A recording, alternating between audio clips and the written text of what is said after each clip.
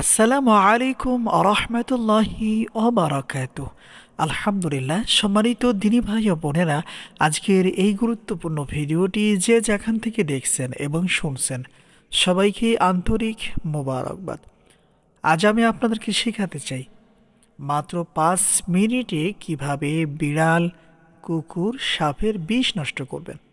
আবারও বলছি, আজকের আলোচনার বিষয়বস্তু হচ্ছে মাত্র 5 মিনিটের মধ্যে কিভাবে কোন আমলের মাধ্যমে বিড়াল, কুকুর এবং সাপের বিষ নষ্ট করবেন।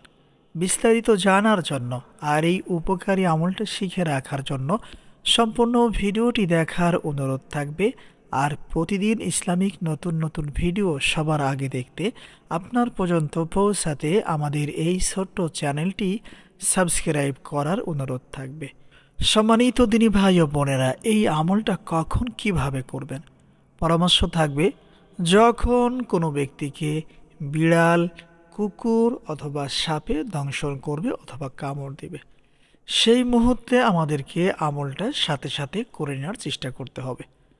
সম্মানিত দিনী ভাই ও বোনেরা, ধরে নিন আপনি অথবা আমি এই মুহূর্তে একজন রোগীর চিকিৎসা করতেছি। আমি এখন যেভাবে করে যেই নিয়মে আপনাদেরকে আমলটা করে দেখাবো, সেম আপনারা আমার মতো করেই আমলটা করার চেষ্টা করবেন। সম্মানিত দিনী ভাই ও বোনেরা, প্রথম কাজ হচ্ছে আমরা অবশ্যই অজু করে নিব। যে কোনো আমল করার আগে আমরা অবশ্যই পবিত্রতা অর্জন করে আসব। এরপরে যেই ব্যক্তিকে বিড়াল অথবা কুকুর অথবা সাপে দংশন করেছে, এক কথায় বোঝাতে চাই, বিষাক্ত যত প্রাণী আছে সকল প্রাণীর বিষ নষ্ট করার জন্য আপনারা এই আমলটা করতে পারবেন। যেই ব্যক্তিকে সাপে কামড় দিয়েছে অথবা বিড়াল কামড় দিয়েছে অথবা কুকুরে কামড় দিয়েছে, আমরা তার পাশে গিয়ে বসব। বসার পরে সর্বপ্রথম 3বার ইস্তিগফার পাঠ করব, যেমন আস্তাগফিরুল্লাহ রাব্বি মিন কুল্লি যামবি ওয়া আতুবু ইলাইহি। এই ছোট্ট ইস্তেগফারটি 3বার পাঠ করতে হবে। আর এরপরে আমাদেরকে কষ্ট করে 3বার দুরুদে ইব্রাহিম পাঠ করতে হবে, যে দুরূদ শরীফটা আমরা নামাজের মধ্যে পড়ে থাকি, যেমন আল্লাহুম্মা সাল্লি আলা মুহাম্মাদি ওয়া আলা আলি মুহাম্মাদ কামা সাল্লাইতা আলা ইব্রাহিমা ওয়া আলা আলি ইব্রাহিম ইন্নাকা হামিদুম মাজিদ। আল্লাহুম্মা বারিক আলা মুহাম্মাদি ওয়া আলা আলি মুহাম্মাদ কামা বারাকতা আলা ইব্রাহিমা ওয়া আলা আলি ইব্রাহিম ইন্নাকা হামিদুম মাজিদ। সম্মানিত দিনী ভাই ও বোনেরা, 3বার ইস্তিগফার, 3বার দুরূদ শরীফ পাঠ করা হয়ে গেলে আমাদেরকে ছোট্ট করে একটা ওজিফা পড়তে হবে। ওজিফাটি হচ্ছে ইয়া আহাদু, ইয়া আহাদু, ইয়া আহাদু। এই ছোট্ট ওজিফাটি আমাদেরকে 100বার পড়তে হবে। একবার কম হলেও চলবে না, বেশি হলেও চলবে না, পাক্কা 100বার ইয়া আহাদু ওজিফাটি পড়তে হবে। আর একটা কথা অবশ্যই খেয়াল রাখবেন, আমলের শুরু থেকে শেষ পর্যন্ত এর মধ্যবর্তী সময়ে কোনো কথা বলা যাবে না। ইয়া আহাদু এই ওজিফাটি 100বার পড়া হয়ে যাওয়ার পরে যেই ব্যক্তিকে বিড়াল, কুকুর অথবা সাপে কামড় দিয়েছে অথবা দংশন করেছে, সেই জায়গাতে আমাদেরকে 3টি ফু অথবা দম করতে হবে।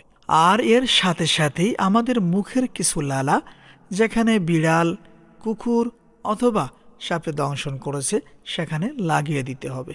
সম্মানিত দিনী ভাই ও বোনেরা, এই নিয়মে যদি আপনারা সঠিকভাবে সঠিক সময় আমলটা করতে পারেন, আশা করা যায় ইনশাআল্লাহ আল্লাহ সুবহানাহু ওয়া তাআলা তার এই খাস নামের বদলতে সাথে সাথে বিড়াল, কুকুর এবং সাপের বিষ নষ্ট করে দিবে ইনশাআল্লাহ।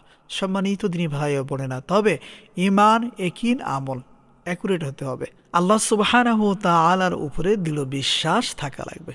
আর যদি ঈমানটা এমন হয় যে এতে কি বিষ নষ্ট হবে, এদিকে বিষ নষ্ট হতে পারে, যদি আপনার ঈমানের অবস্থাটা এমন হয়, তাহলে আপনার দ্বারা এটা সম্ভব না।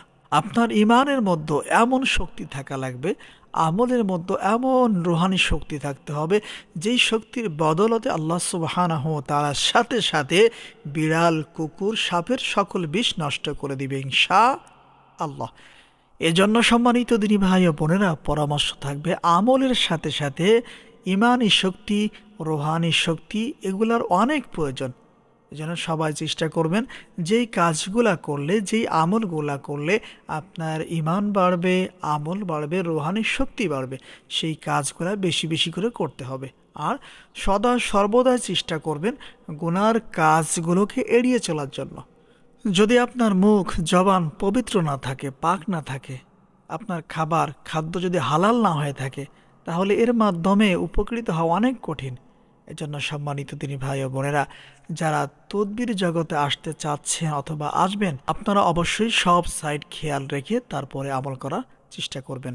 আর হ্যাঁ, সম্মানিত দিনী ভাই ও বোনেরা, যারা এই আমলটা করবেন একমাত্র আল্লাহ সুবহানাহু ওয়া তাআলাকে রাজি খুশি করার জন্যই করবেন এবং মানুষের সেবা করার জন্য। এই আমলটা করে কোনো টাকা পয়সা নেওয়া যাবে না, ফি সাবিলিল্লাহ। একমাত্র আল্লাহ সুবহানাহু ওয়া তাআলাকে রাজি খুশি করার জন্য করবেন, মানুষের সেবা করার জন্য। দোয়া করি আল্লাহ সুবহানাহু ওয়া তাআলা আপনাদের আমল, ঈমান এবং রুহানিয়াতের শক্তি বৃদ্ধি করে দিন। সকলেই বলি আমিন। আসসালামু আলাইকুম ওয়া রাহমাতুল্লাহ।